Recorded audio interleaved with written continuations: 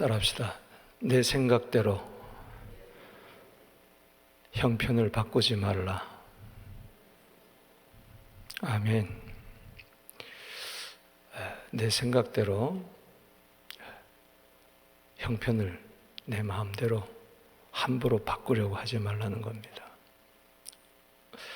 어제 13장에서 예수만이 우리의 소망이라고 그랬죠.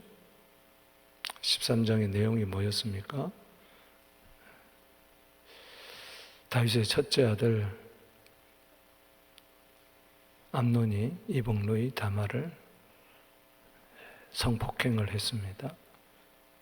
그리고 다말의 오빠 다윗의 셋째 아들 압살롬은 이복형 암논을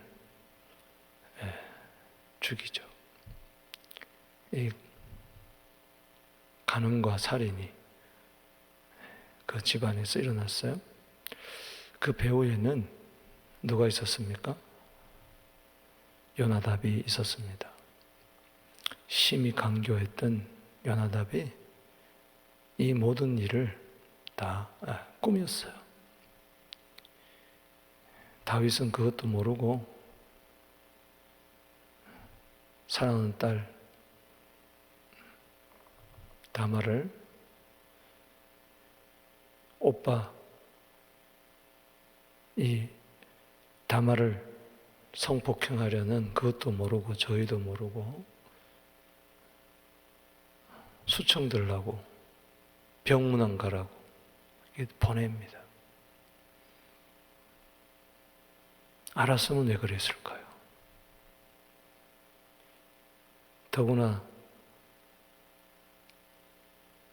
압살롬이 형 암논을 죽이려고 털 깎는 날에 잔치를 베풀어서 아버지한테 부탁해서 형이 꼭 오게 해달라고 잔치에. 왜 꼭 가야 되느냐? 예, 꼭 오게 해주세요.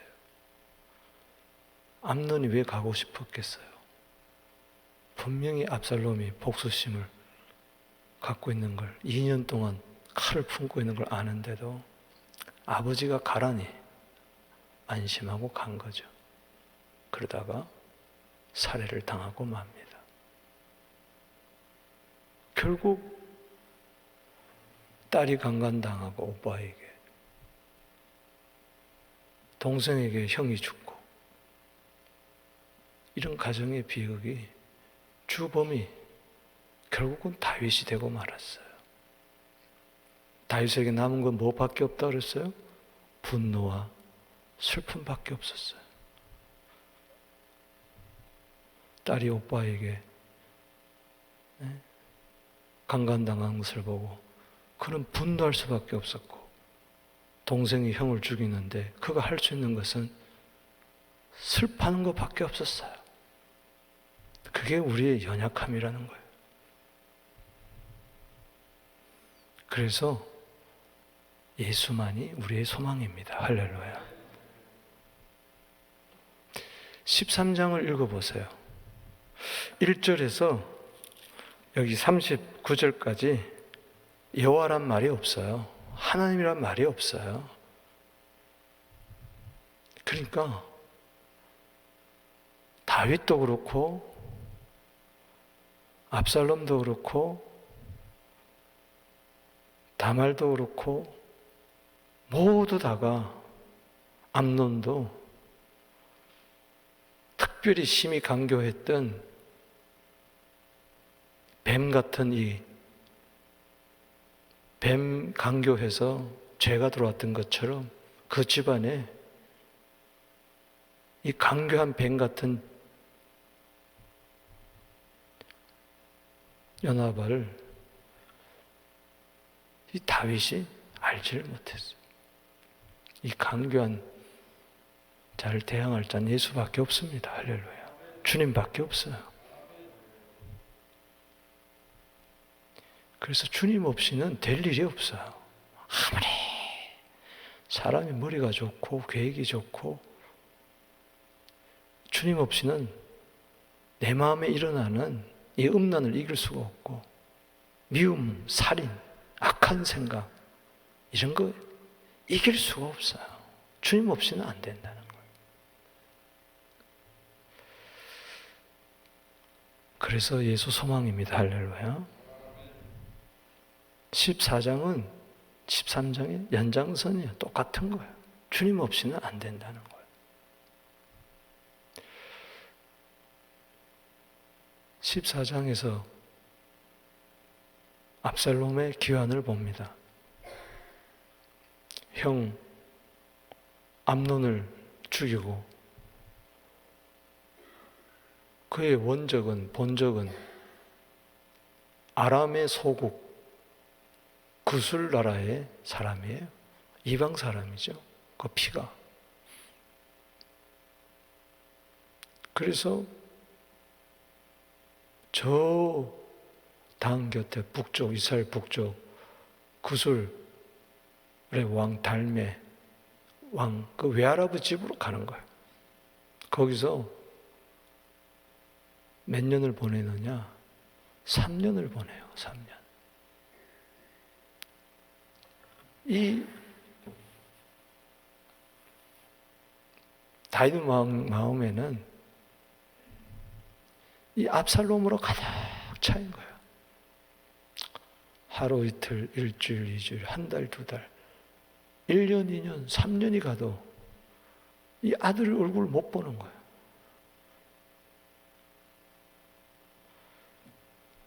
그래서 그 마음속에 여호와 하나님이 계셔야 되는데 그 마음속에 오매불망 아들 하나밖에 없는 거예요. 그저 압살롬. 이거 우상이 된 거예요.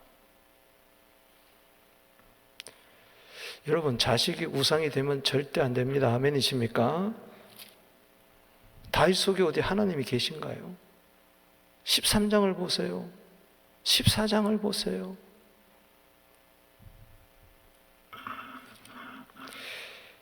여기 한번 보세요. 이걸 요압이 간파를 한 겁니다. 자, 13장 37절부터 한번 보십시다. 시작. 13장 다시 한번 37절 시작. 압살롬은 도망하여 거술왕 암미올의 아들 달미에게 갔고 다윗은 날마다 그의 아들로 말미암아 슬퍼하니라. 날마다 몇 년? 3년째 그러고 앉아서 3년째. 어휴, 압살롬아 잘 있느냐? 압살롬아 잘 있느냐? 데려오면 될 거 아니야. 데려오려면 용서를 해야 돼. 왕이 공의가 없어지는 거야. 율법에 말하면은 살인자는 어떻게 해요? 돌로 쳐 죽여야 돼. 그러니 데려올 수도 없는 거예요. 놔두자니 보고 싶은 연민에 미친 거예요. 날마다 우는 거예요. 국 사고 뭐고 없는 거예요. 아들 하나 때문에. 38절에 압살롬이 도망하여 거슬러 가서 거기서 산 지 몇 년이라? 3년이라. 그러면 날마다 3년 동안 슬픔에 가득 차 있는 거예요. 그러면서 그래도 살아있으니 들려오는 소식이 아직까지 살아있다니 마음에 일어나 받는 거예요. 슬픔 속에서 아들 때문에 슬퍼하면서 아들 때문에 위로함을 받아요. 여기 39절에 시작. 다윗 왕의 마음이 압살롬을 향하여 간절하니 암논은 이미 죽었으므로 왕이 위로를 받았습니다. 주님께로부터 위로를 받은 게 아니고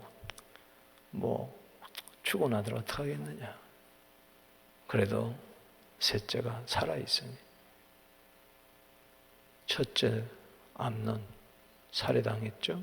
압살롬에게 셋째. 둘째 엘리압은 성경에서는 이유는 모르지만 죽었어. 그러니까는 이제는 뭐예요? 압살롬이 뭐가 된 거예요? 셋째가 장남이 된 거예요. 장남. 첫째도 둘째도 없고 셋째가 장남이에요. 그러니까는 장남이라는 것은 뭐예요? 모든 가계를 이어갈 자예요.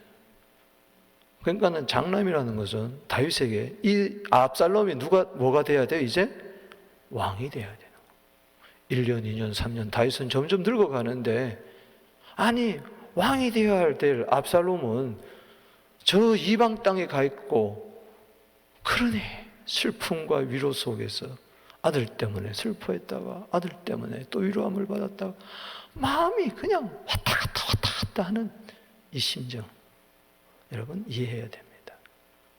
그러니 사람이 정신이 없는 거예요. 그 요압 장군이 이걸 본 거예요.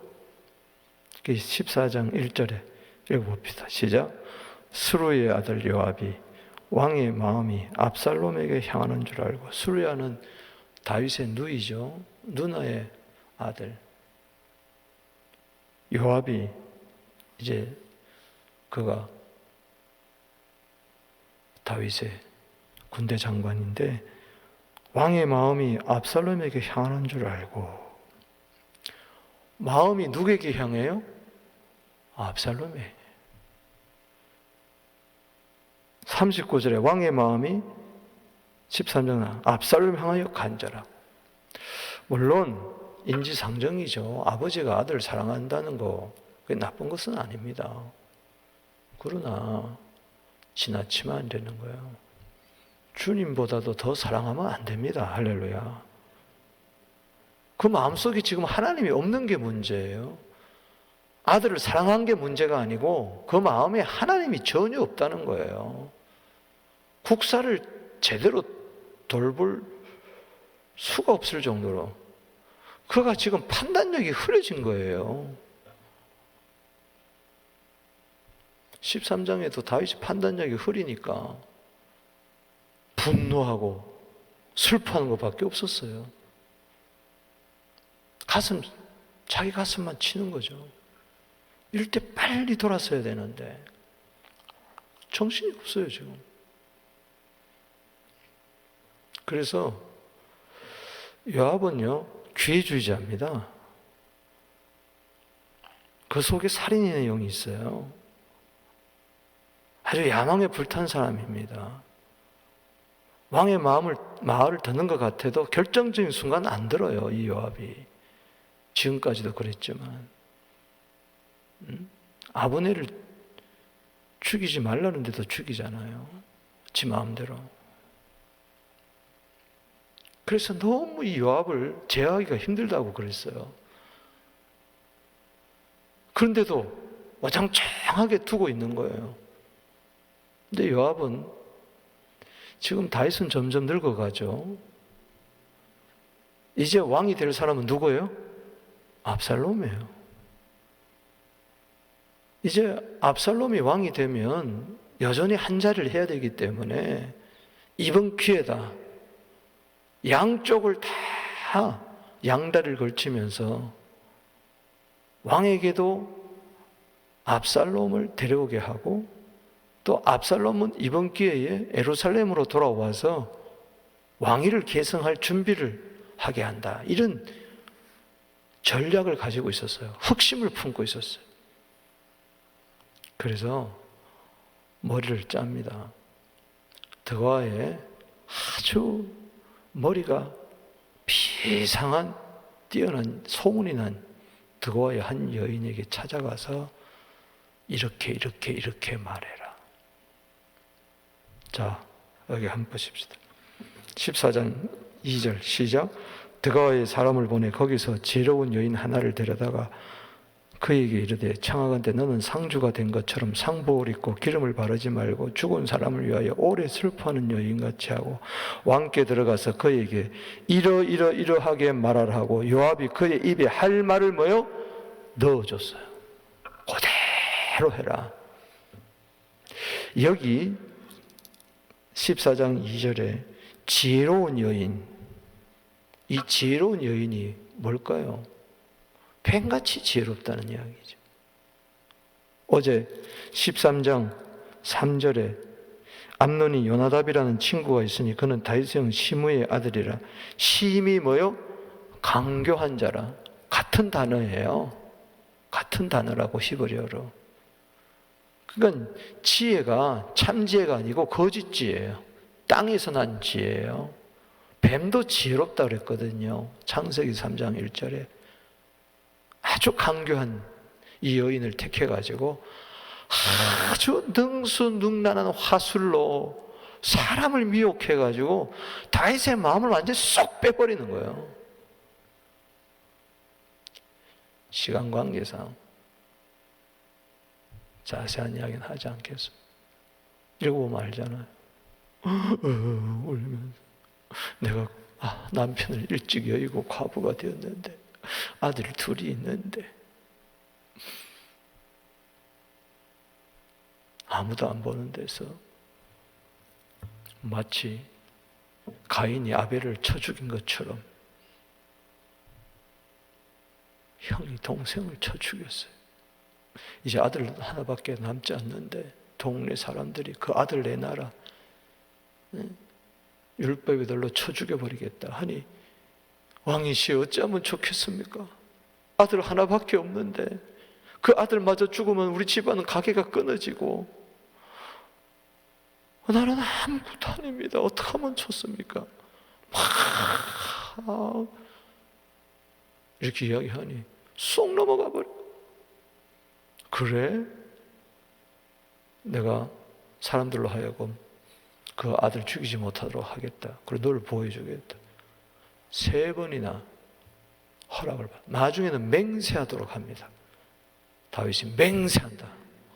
보세요. 지금 정신이 하나도 없어요, 다윗이.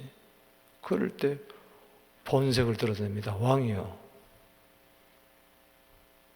당신이 지금 죄인입니다. 그러면서 이거 당돌하게 이야기하는 거 보세요. 13절에 여인이 이르되 그럼 어찌하여 왕께서 하나님 백성이 이같이 하신 생각을 하셨나이까? 이 말씀을 하신 왕께 죄 있는 사람 같이 되시면 왕이 죄가 있대 내 쫓긴 자를 왕께서 집으로 돌아오게 하지 아니하시오. 결국은 뭐예요? 왜 압살롬은 안 데려옵니까? 왜 압살롬을 죽이려고 합니까?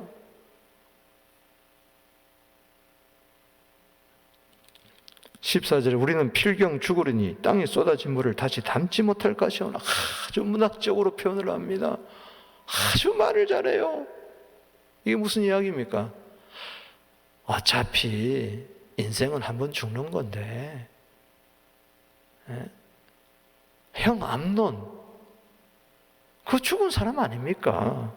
땅에 쏟아진 물을 다시 담지 못할 것이나 살아있는 압살롬이라도 살려야 되지 않겠습니까? 하나님은 생명을 절대 뺏지 않습니다.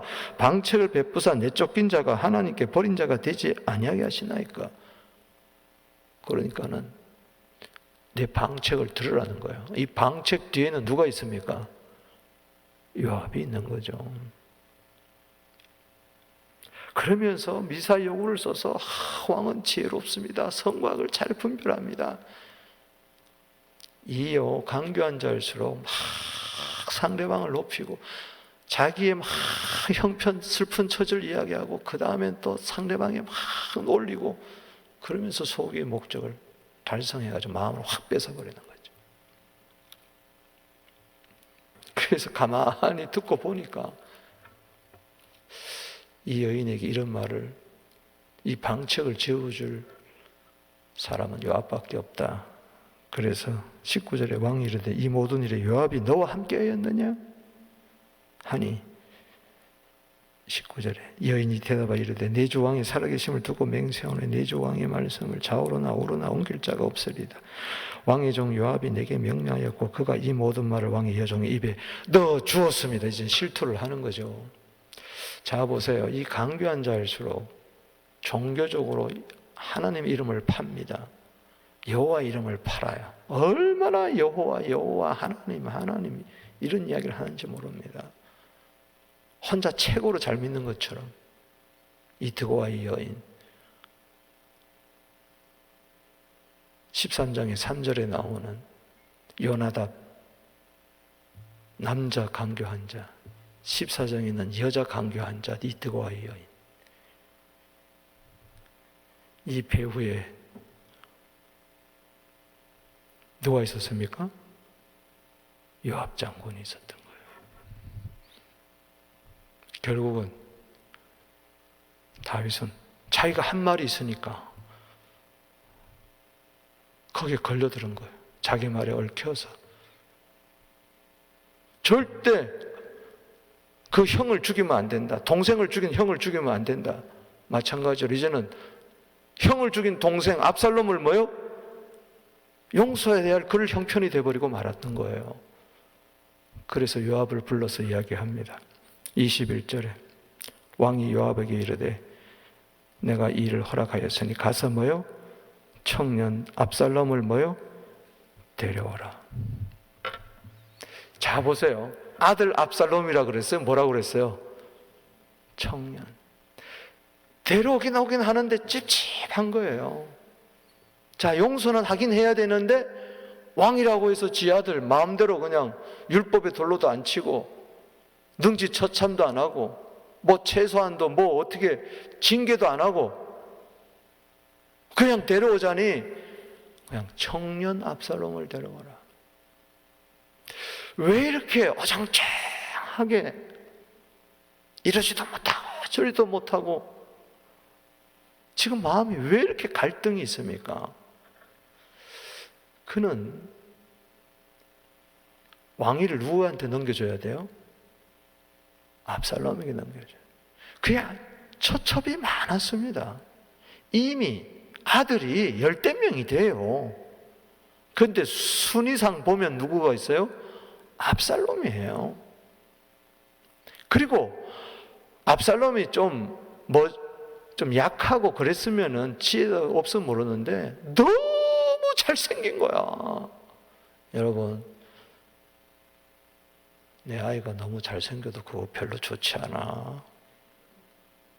적당하게 나처럼 민주주의로 생긴 게 괜찮은 거예요. 응? 얼마나 민주주의로 생겼어?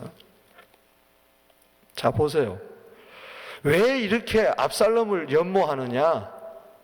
단지 아들도 아니고 왕위를 계승해야 되는데, 보세요. 사무엘하 7장에서 네 후손을 통해서 왕위가 계속 계승되고 그 씨를 통해서 내가 너를 위하여 집을 지으리라, 이게 기억되는데 그게 누군 줄 알아요? 압살롬인 줄 아는 거예요. 그러나 하나님은 그게 누구였어요? 그 아들이 솔로몬이었어요. 그러나 너무 잘생겼기 때문에 혹한 거야. 여기 보세요. 25절에 온 이스라엘 가운데 압살롬같이 아름다움으로 크게 칭찬받는 자가 없으니 그는 발바닥부터 정수리까지 뭐요? 흠이 없다. 흠 잡을 데가 없어. 완벽하게 생겼어.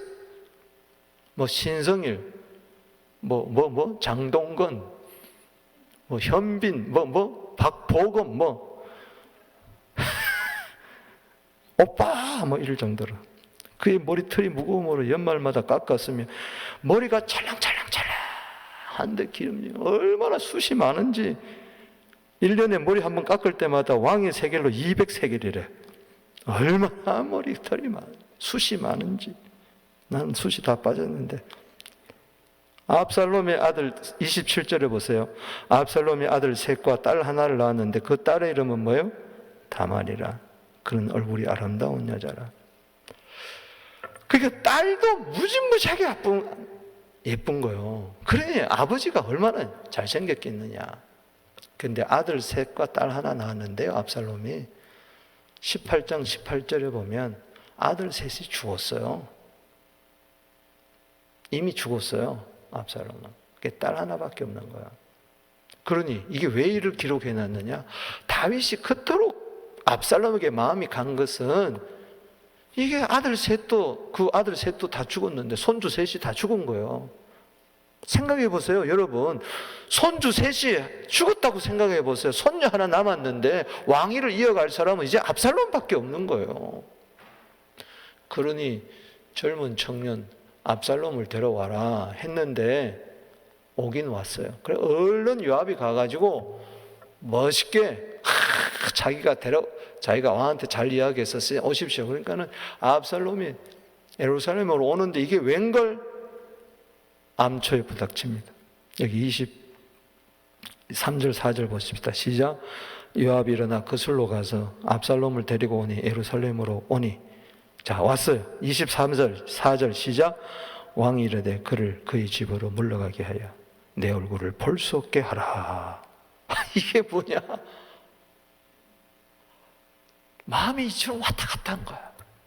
용서를 하고자 했다가 아이고 내가 왕이지, 최신을 지켜야지, 왕통을 지켜야지, 공의로 또 다스려야지.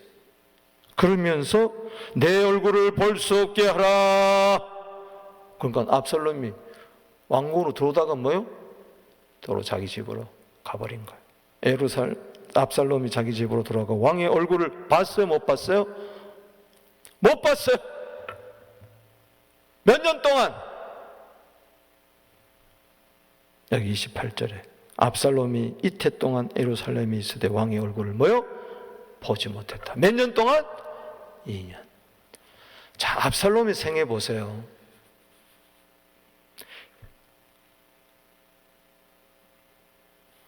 동생을 겁탈한 이 형 암논을 죽이려고 2년 동안 복수의 칼을 갈았어요. 그리고 죽이고 가서 그술 땅에 가서 몇 년을 보냅니까? 3년을 보내요. 그리고 또 예루살렘에 돌아와서 아버지 얼굴도 보지 못하고 몇 년을 또 보냅니까? 2년. 7년의 세월이 지금 지나갑니다. 그러니 그의 가슴에 막 열불이 나는 거예요. 막 불이 나는 거예요. 왕은 되어야 되겠고, 자기가 그 다음 왕 이어질 자리인데 이래가지고 언제 내가 왕이 되겠느냐. 그 요압을 부릅니다. 자기를 불러온 요압을. 사람을 보내서 안 와. 또 보는데 안 와. 그야말로 뿔딱지가 난 거야.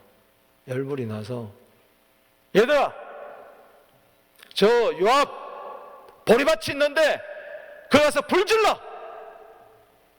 불 확 질러버려. 이게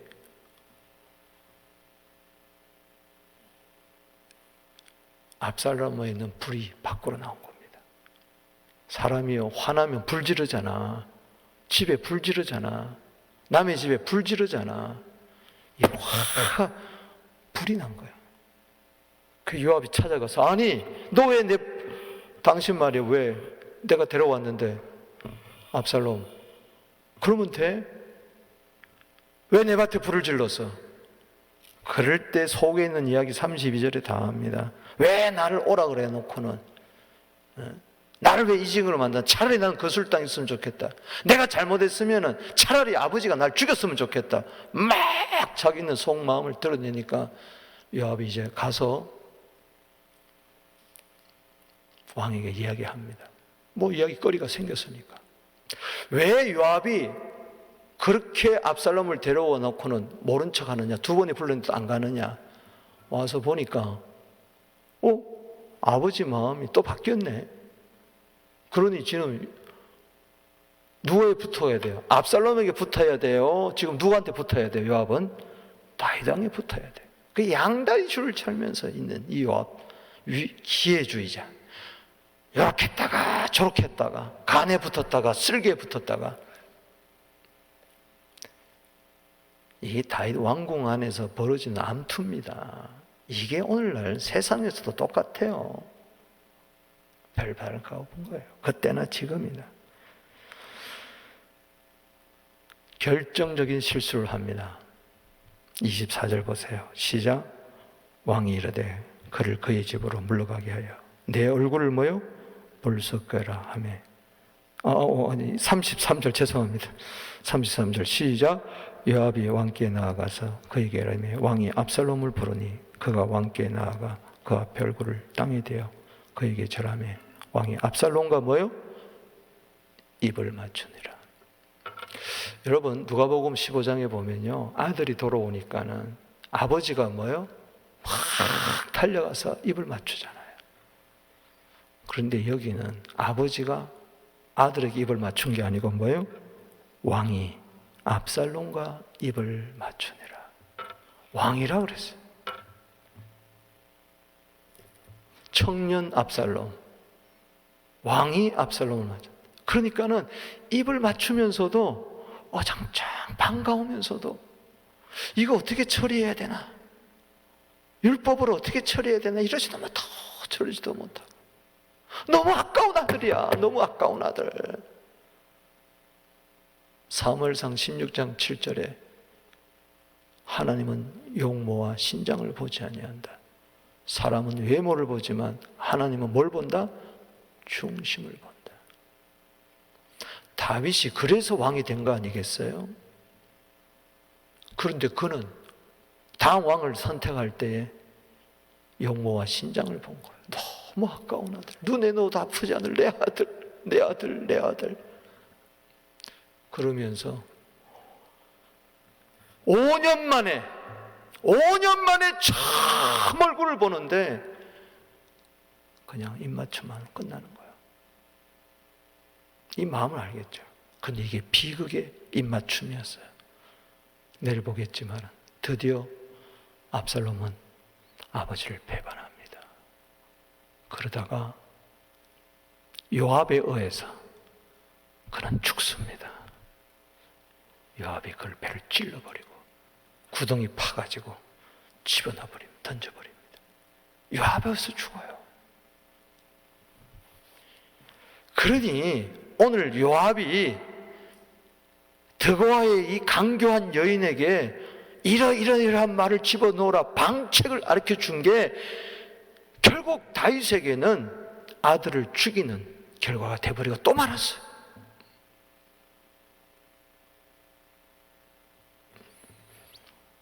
여러분 13장에도 그렇고요 14장에도 그렇고 지금 하나님은 침묵하고 계세요. 잘 들으세요. 이제 결론을 내립니다. 자, 결론을 내립니다. 이사야 45장 15절입니다. 구원자 하나님이요 스스로 숨어 계신다 그랬어요. 따라합시다. 숨어 계시는 하나님. 하나님이 구원자 하나님이 스스로 숨어 계실 때가 계세요. 그때 날 뛰지 마시라고, 가만히 계시라고, 형편을 바꾸려고 하지 말라고, 내 생각으로. 아멘이십니까? 계략을 부린다든가 강경함을 떼든가 내 생각으로 뭘 해보겠다든가 큰일 납니다. 다윗이 여기 넘어간 거예요. 스스로 숨어 계신 하나님. 시편 62편 5절에 잠잠히 여호와만을 바라고 기다려라. 아멘이십니까?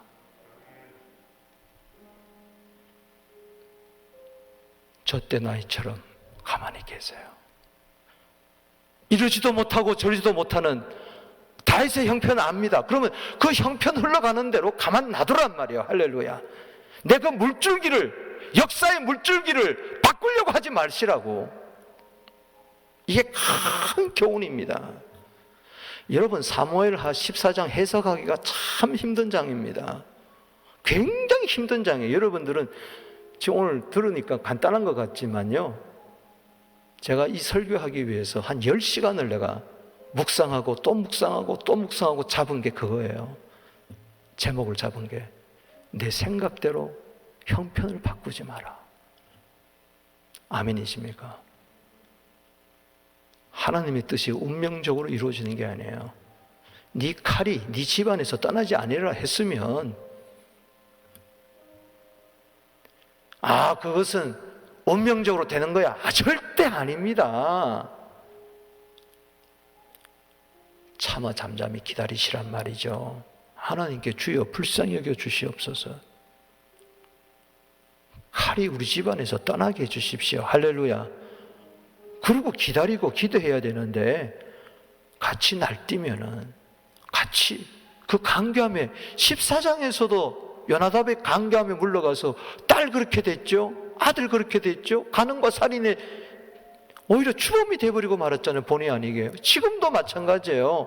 가만 구슬 땅에 내버려 두지. 왜 데려와가지고 그러면 또 2년 동안 찝찝하면 그대로 내버려 두지. 왜 또 요압의 말을 듣고 입맞춤을 하다가, 입맞춤이라고 다 좋은 게 아니에요. 입 맞추면 다 좋은 게 아니라고. 결국 아들을 죽이는 경우 되잖아요. 요압이 여기서 죽잖아요. 오늘 여기 요절을 보십시다. 제가 14장을 수없이 보면서 며칠 동안 보면서 붙잡은 말씀, 하나님이 감동을 주신 말씀이 20절 말씀입니다. 시작. 거기다 줄을 치세요. 시작. 이는 왕의 종 요압이 이 일의 형편을 바꾸려 하여 이렇게 합니다.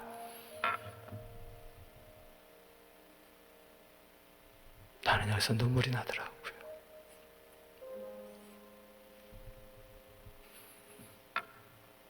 이 요압이란 이놈이 이 일의 형편을 바꾸려고 한 거예요. 하나님의 뜻을 거스린 거죠. 하나님의 뜻 가운데 지금 압살롬은 저 구슬 땅에 가 있는데 이런저런 방책, 강교한 득요화를 여인을 꼬스들여가지고 그 배후에서 조종해가지고 형편을 바꾸려고 한 거예요.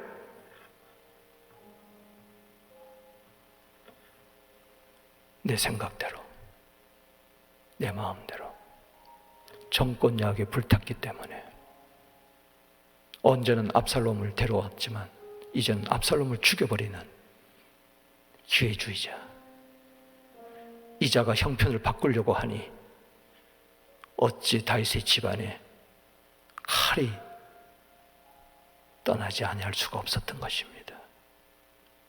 사랑하는 성도 여러분,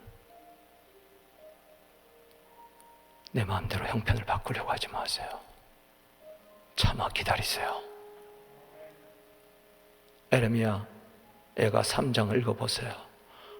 고난이 올 때 쑥과 담즙처럼 너무 힘들어요. 그때 에레미야 3장, 애가 3장 26절에 에레미야는 이야기합니다. 잠잠히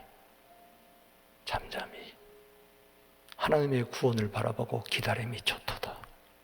그냥 가만히 있어요. 내가 뭘 하겠다는 겁니까? 사탄아, 너는 내 뒤로 물러가라. 너는 나를 넘어지게 하는 자로다. 네가 하나님의 일은 생각하지 않고 사람의 일을 생각하는도다. 형편을 바꾸려고 베드로가 그랬어요. 하나님의 형편은 뭐였어요? present situation. 형편, present situation. No, don't change. present situation. 너 형편을 바꾸지 마라. 내가 십자가 지는 것은 하나님의 형편이다. 아멘. 이해되지 않더라도 내 모든 형편 잘하시는 주님 늘 돌보아 주실 것을 나는 확실히 아네. 젖된 아이처럼 고요히 기다리란 말이죠. 하나님이 구원자 하나님이시면 숨어 계세요. 숨어 계실 때가 있어요.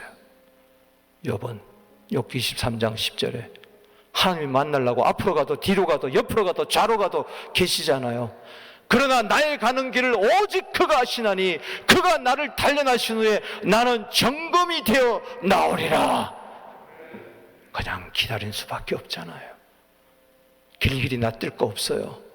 염려할 거 없다고요. 분통 틀 데 없고 불 지를 것도 없고 방책을 세울 것도 없고 그냥 가만히 엎드리란 말이죠. 할렐루야. 나는 기도할 뿐인 거예요.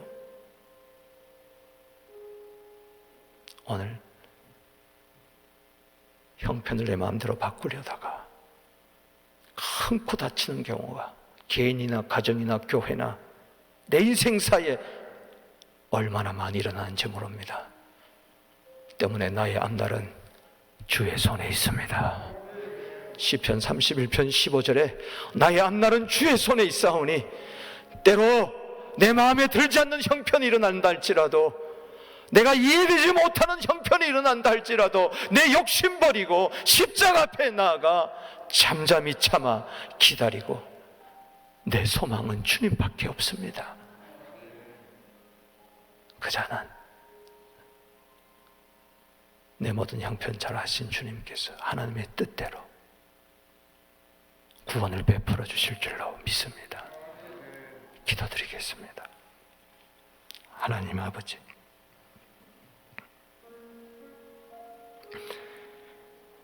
내 마음대로 형편을 바꾸려고 하지 않게 하옵소서. 때로 하나님이 침묵하실 때는 나도 침묵하게 하여 주시옵소서. 하나님이 침묵하는데 내가 형편을 바꾸려고 칼을 들고 나타나지 않게 하여 주시옵소서. 불을 지르지 않게 하여 주시옵소서. 생각이 분노와 슬픔으로 연민으로 가득 차 있지 않게 하여 주시옵시고, 주님만 바라보게 하여 주시옵소서. 예수님 도와주옵소서. 나는 모릅니다. 나의 갈 길 인도하여 주시옵소서. 나는 아이같이 어리니 도와주시옵소서. 가르쳐 주시옵소서. 예수님의 이름으로 축복하며 기도하옵나이다. 주 이름 부릅니다.